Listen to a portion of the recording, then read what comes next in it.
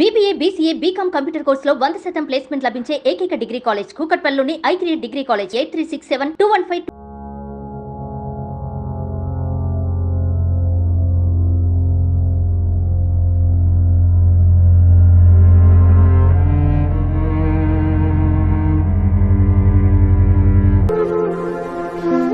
ఈ కళ్ళు కనపడగంట దేవులాడు ఇలా నానా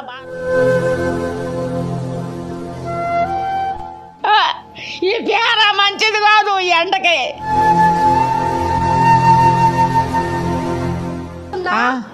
ఆకలేస్తుందా? ఆకలేస్తుందా? వేస్తుందా? పేరుదనా ఆకలేస్తుందా? బట్టల ఇలా కుళ్ళిపోయి ఉన్నాయి, వాసన అంటుకుపోతున్నాయి చెమటకి. ఓలు గుంజుతారు. 2 నెలలు అయ్యింది. జీలా పోలా మంచిగా చెడ్డ కష్టమా సుఖమా చూసినో లోవులు చేసినో లోవులు ఇలా దేగురుకొని అలా భూ పట్టుకొని అలా బుట్టలాడుతాను. ఆ చెత్త పారబోయినాక ఆ వరంటీలోకి ఆ నానా తిట్లు తిడతాను వీళ్ళు అందరూ. కొట్టడము తిట్టడము నానా పాడు చేసి నన్ను ఏడు చేసేది.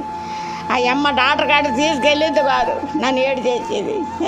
ఎందుకు తీసుకెళ్ళకంటుందో నాకు తెలదు, ఆ భగవంతుడిగా తెలుసును. మరి నన్ను ఎందుకు ఇలా కొల పెడుతుందో నాకు తెలియదు.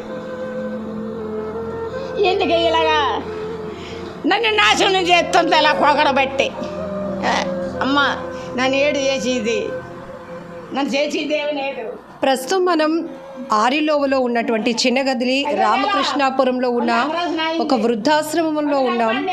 ఇక్కడికి వస్తే ఎంత దయనీయమైన పరిస్థితులు ఉన్నాయంటే, ఒకవైపు తీవ్రమైన ఎండ, రేకుల షెడ్లో ఇది ఒక ఆశ్రమం అని, మీకు టైంకి ఫుడ్ పెడతామని, మిమ్మల్ని చూసుకుంటామని తీసుకొచ్చి వీళ్ళ జీవితాలతో ఆడుకుంటున్నారు. రోడ్డు మీద వీళ్ళు ఉన్నా కూడా ఎవరో ఒకరు వాళ్ళ పరిస్థితి చూసి ఏదో ఒకటి ఇస్తే వాళ్ళ ఆకలి తీరుతుంది. కానీ ఇది ఒక వృద్ధాశ్రమాన్ని మేము నడుపుతున్నామంటూ ఎవరో వీళ్ళని ఇక్కడికి తీసుకొచ్చి ఇక్కడ వదిలేశారు. ఎంత అధ్వాన పరిస్థితిలో ఉందంటే చాలా మొత్తం కూడా కంపు కొడుతోంది. బట్టలు మాసిపోయి ఉన్నాయి. ఒక్కొక్కరికైతే ఒంటి మీద సరిగ్గా బట్టలు లేవు, తినడానికి లేవు. బట్టలు ఉతికి కొన్ని నెలలు అవుతోంది. కంపు కొట్టిన బ్రతుకుల్లో ఉన్నాము. కాపాడడానికి కానీ మా ఆకలి తీర్చడానికి కూడా ఎవ్వరూ ముందుకు రావట్లేదు. అసలు ఏం జరుగుతుందో చూడటానికి కూడా కళ్ళు కనిపించట్లేదు. ఇప్పుడు ఒక మామగారితో మీరు మాట్లాడించాం చూసారు కదా, ఆమెకి వినపడటం లేదు, కళ్ళు కనిపించటం లేదు. కానీ ఆమె ఎవరో ఇంతకుముందు బాగా బ్రతికిన మనిషి అనుకుంటా. కనీసం నా కంపు నేనే భరించలేకపోతున్నాను అంటుంది ఆ మామగారు ఆవేదన. ఇలా చాలామంది ఉన్నారు. ఈరోజు ఇక్కడ వృద్ధాశ్రమంలో వీళ్ళు పడుతున్న అగచాట్లు చూసి, వీళ్ళు పడుతున్న కష్టాలు చూసి human rights council for India వాళ్ళు ఒక్కసారిగా ఇక్కడికి చేరుకున్నారు. ఇక్కడ జరుగుతున్నటువంటి పరిస్థితుల్ని స్థానికంగా ఉన్న ఆరిలోవ పోలీస్ స్టేషన్కి కూడా వెళ్ళి కంప్లైంట్ ఇచ్చారు. అసలు ఒక వృద్ధాశ్రమాన్ని నడుపుతున్నాము అని చెప్పి ఎక్కడెక్కడో ఉన్న వాళ్ళని ఇక్కడికి తీసుకొచ్చి వీళ్ళ కనీస అవసరాలు కూడా తీర్చకుండా ఇక్కడున్నాను కనీసం వీళ్ళకి కనిపించటం లేదు. ఎవరు వచ్చారో కూడా చూడలేకపోతున్నారు.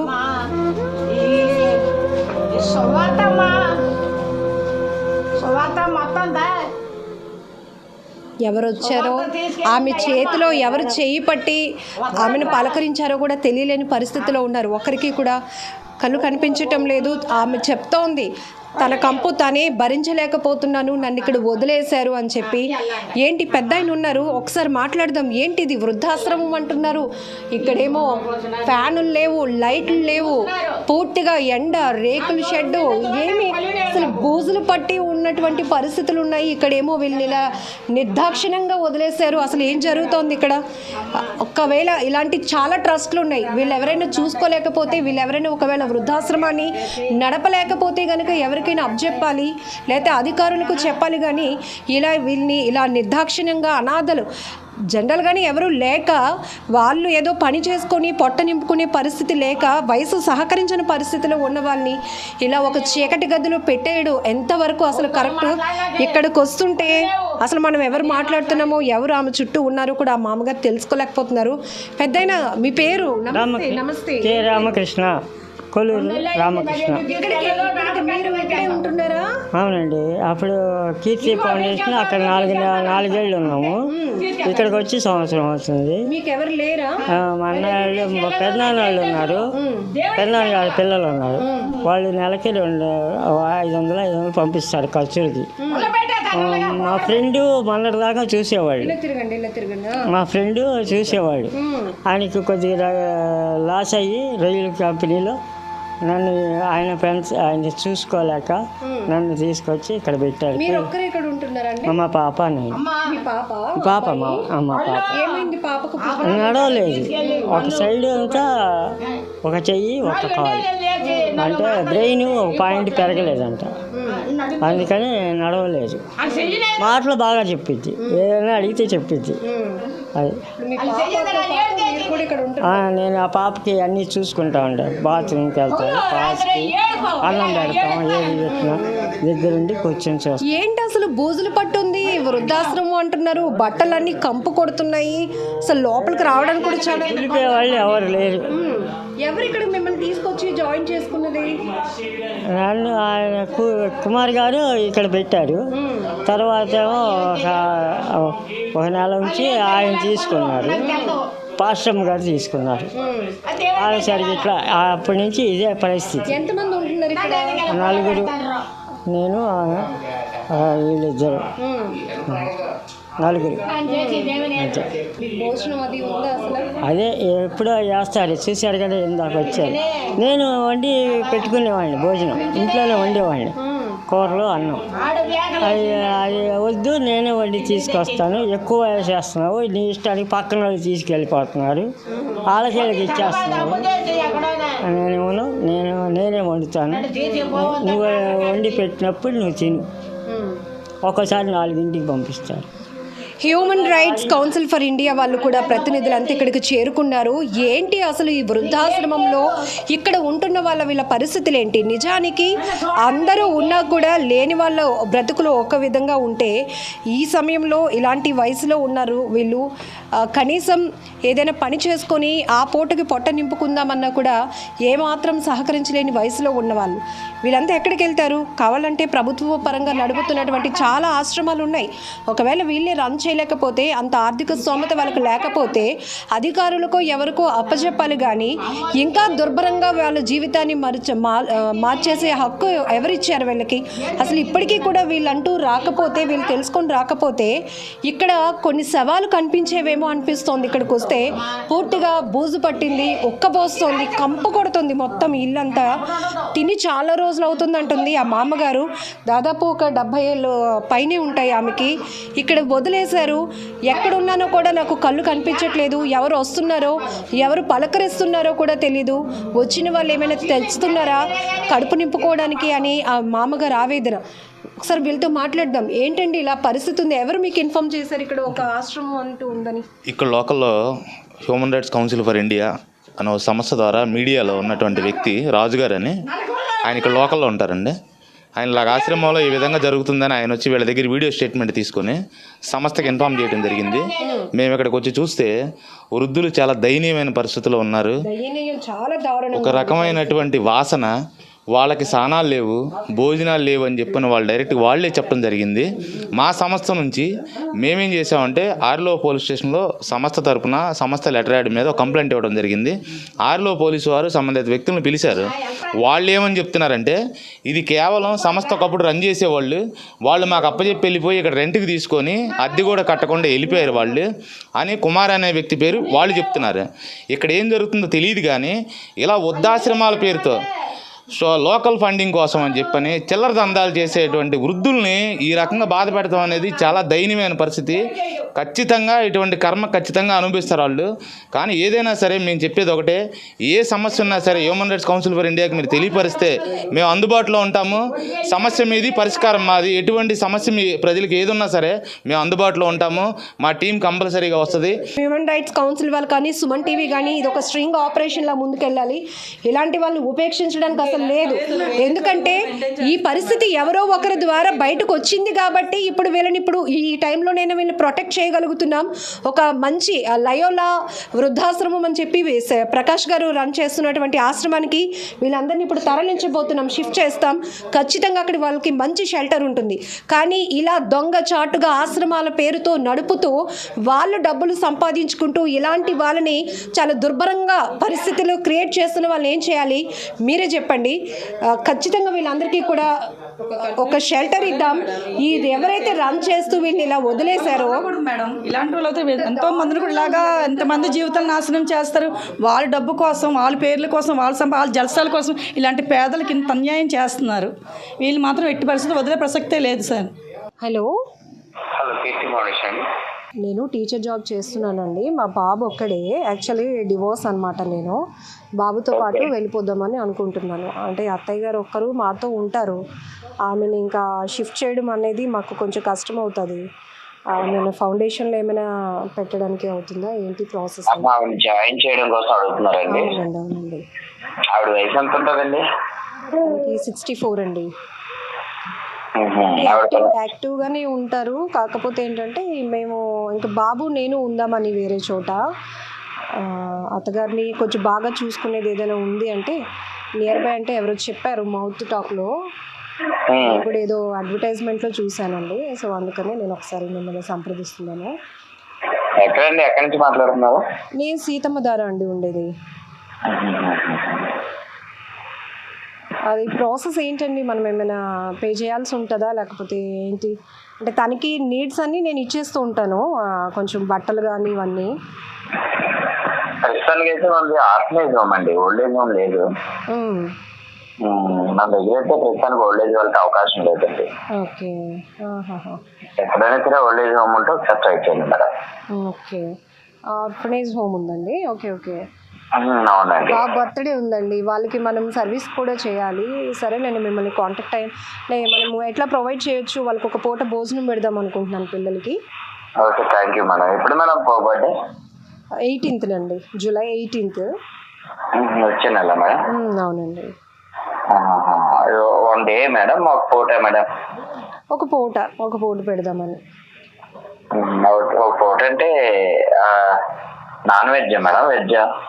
ఏదైనా పర్లేదండి, నాన్ వెజ్ అయినా పెట్టడానికి ప్రాబ్లం ఏమీ లేదు. యాక్చువల్లీ నేను టీచర్ని. ఎంత ఉంటారండి స్ట్రెంత్? 25 మెంబర్స్ పిల్లలండి, ఒక 5 మెంబర్స్ స్టాఫ్ ఉంటారండి. ఓకే అండి, ఓకే. టోటల్ 30 మెంబర్స్ ఉంటారండి. ఓకే. ఒక పూటకి అయితే 3000 అవుతుంది మేడం. మీరు ఏమైనా సజెస్ట్ చేస్తారా ఇట్లా ఏమైనా చూడడానికి అత్తగారిని జాయిన్ చేయడానికి అన్నట్టు? నేను సజెస్ట్ చేస్తాను మేడం, వేరే దగ్గర ఉంది, వాళ్ళని అడుగుతాను. నియర్ బై ఉంటుందా అండి లేకపోతే ఏమైనా వేరే జిల్లానా అన్నట్టు? వేరే దగ్గర ఫ్రీగా చూసేది ఉంది మేడం. ఒకసారి అడుగుదాం ఈరోజు. నేను అటు వెళ్తాను ఈవినింగ్, వెళ్తే ఒకసారి మాట్లాడతానండి వాళ్ళతో. Okay okay. ఫ్రీ అవసరం లేదండి, నేను సమ్ పే చేస్తాను, కొంచెం బాగా చూసుకోవాలి. కాకపోతే ఏ లొకాలిటీలో తెలుసుకోవచ్చా? అంటే నేను మళ్ళీ స్పెండ్ చేయాల్సి ఉంటుందా టైం ఉంటుంది? అంటే ఇప్పుడు పని ఆవిడ చేసుకుంటే ఓకే అండి, మా దగ్గర మేము చూసుకుంటాం. చేసుకుంటారు, యాక్టివ్గానే ఉంటుంది. కాకపోతే నేనే ఉండేటప్పుడు వంట అది చేసుకునేదాన్ని కాబట్టి ఆవిడకి నేను అంత బాధ్యతలు అప్పగించలేదు. జస్ట్ కూర్చుని అలా రెస్ట్ తీసుకునేలాగా ఉంటే చాలు. ఆవిడకి కావాలంటే అన్ని సపరేట్ గా సెర్చ్ చేయమంటే సెర్చ్ చేస్తాం మేడం. రూమ్ అన్ని సెపరేట్ గా సెర్చ్ చేయమంటే ఒకసారి రండి మేడం, మీరు ఎలాగ వస్తా అంటున్నారు కదా, మీరు చూసినట్టు ఉంటుంది మేడం. ఎక్కడండి, ఎక్కడ రమ్మంటారు? మన ఆశ్రమం తోటగారు బిఎన్ఆర్ నగర్ దగ్గర అండి. తోటగారు అంటే లొకేషన్ ఏమైనా చెప్తారా ప్రాపర్గా రావడానికి? మీరు హనుమంత్ వాక్ ఉంది కదా మేడం? హనుమంత్ వాక్ ఉందండి. హనుమంత్ వాక్ నుంచి సింహాచలం రోడ్డు ఉంది కదండి? సింహాచలం రోడ్డు, ఎస్ అండి, సింహాచలం రోడ్డు ఉంది. ఆ రోడ్ లోకి అపోలో హాస్పిటల్ ఉంది కదా మేడం? ఉందండి. ఇది హెల్త్ హబ్ అంటారు కదా? హెల్త్ సిటీ అండి. హెల్త్ సిటీ అక్కడే ఉందండి మా ఆశ్రమం. Okay okay. ఏమైనా బోర్డు ఉంటుందా? మీరు వస్తే నేను రిసీవ్ చేసుకుంటాను మేడం, నో ప్రాబ్లం. సరే అండి, అయితే నేను మిమ్మల్ని ఈవినింగ్ కలుస్తానండి.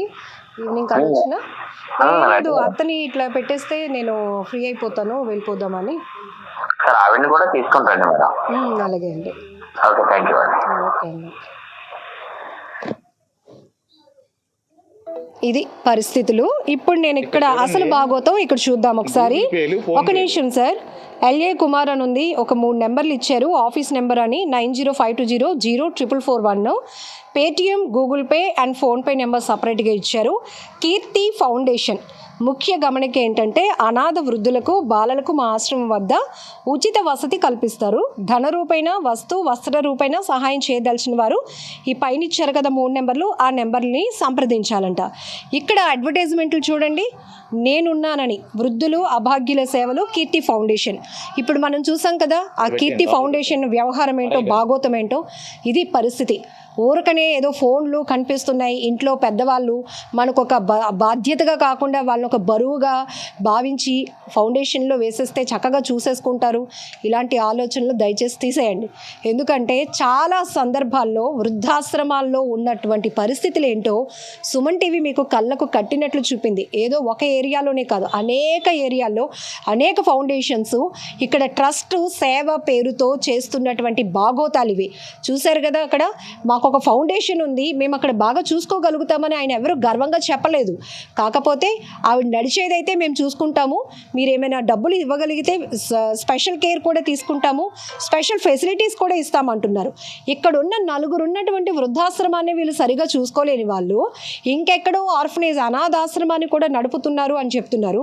మరి అక్కడ ఆ పిల్లలు ఎంత బాధపడుతున్నారో, ఎలాంటి పరిస్థితిలో ఉన్నారో కూడా తెలీదు. ఖచ్చితంగా దీనిపై కూడా మేము ఫోకస్ చేస్తాం. హ్యూమన్ రైట్స్ ఆఫ్ ఇండియా ఈ కౌన్సిల్ వాళ్ళు కూడా ఈరోజు తీసుకున్నటువంటి ఈ చొరవ ఒక 5-6 ఒక కొత్త లైఫ్ ఇచ్చిందని అయితే నేను అనుకుంటా. చాలామందికి పిల్లల కోసమో, కుటుంబం కోసమో త్యాగాలు చేసి వాళ్ళ వయసు పోగొట్టుకొని వాళ్ళలో ఎనర్జీ లాస్ అయ్యి వృద్ధాశ్రమాలు అంటే కరెక్ట్గా ఓల్డ్ ఏజ్ టైంకి వచ్చేటప్పటికి అంతో ఇంతో ఎవరొకరు పూటకి ఇంత పెడితే తిని కూర్చుందాము హాయిగా అని అనుకునే పరిస్థితుల్లో ఇలా నరక కూపిలో పడేసినట్టు వాళ్ళని పడేస్తున్నారు. పైపెచ్చు వృద్ధాశ్రమాలు, ఫౌండేషన్లు, సేవలు, ట్రస్ట్లు, గూగుల్ పేలు చేయండి, వాళ్ళకి ఈ భోజనం పెడతాం, ఆ భోజనం పెడతాం, ఏంటి అసలు ఇంత నడుస్తోంది. ఖచ్చితంగా వీళ్ళపై అయితే కఠినంగా శిక్ష తీసుకోవాల్సిన అవసరం ఉంది. కఠినంగా వాళ్ళని మాత్రం శిక్షించాల్సిన అవసరం ఉంది. ఇది ఇంకొకరికి చెంపపెట్టు కావాలి. ఎవరైనా మళ్ళీ ఇలాంటి అనాథల జీవితాలతో ఆడుకోవాలి అనుకుంటే మాత్రం వాళ్ళకు మాత్రం ఇదొక లెసన్. సుమన్ టీవీలో మీ పర్సనల్ అండ్ బిజినెస్ ప్రమోషన్స్ కోసం కింది నెంబర్కి కాంటాక్ట్ చేయండి.